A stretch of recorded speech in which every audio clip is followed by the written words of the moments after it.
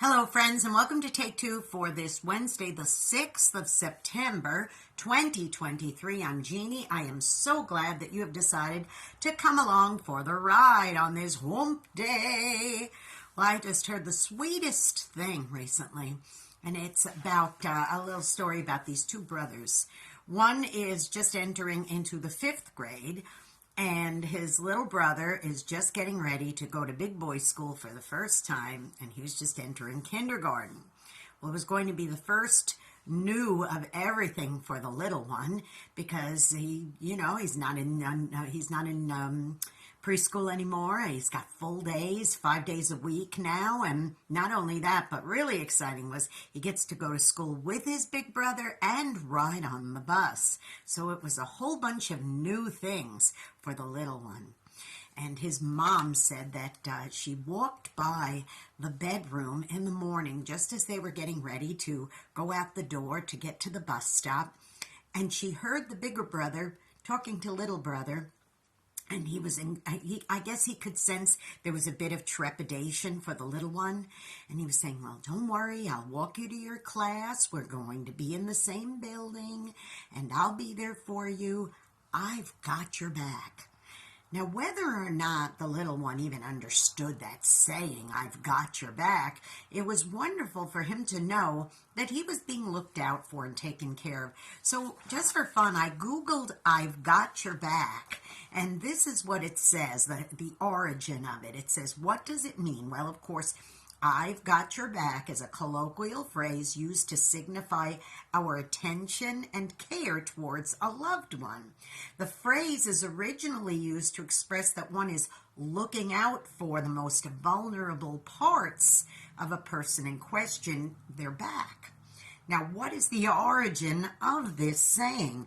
Well, it can be traced back to the era of sword fighting, when warriors would fight back to back in order to protect each other from behind. But the more recent and more likely origin of I've got your back could be found in World War II, when soldiers entering buildings and rooms were exposed from the back, requiring their fellow soldiers to watch their backs.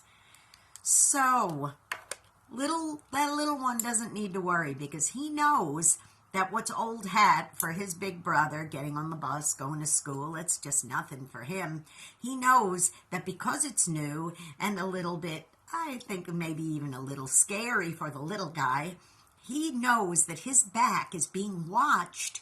He's being loved for, looked after, and cared for by his big brother. So I have a question for you today, boys and girls. Is there somebody out there who needs you to help watch their back? Or is there someone you can think of in this day that maybe is a little afraid or a little scared? Maybe they're starting a new job. Maybe they're entering into a relationship or a marriage. Maybe they're getting ready to have a baby. Whatever it might be, is there somebody out there maybe who faces difficult and challenging things on a daily basis, and you just take it for granted that somebody else is watching their back when you may be one of those people who needs to go out there and watch their back? Now, please, I'm bringing some balance here. I'm not saying that we need to hover over, be helicopters and hover over others. What I am saying is that when somebody is in need of knowing that somebody is caring for them, looking out for them, watching their back, they can say beyond any shadow of a doubt, like that little boy could say to his big brother, I know that you're watching my back. I know you've got my back, and I know you're caring for me,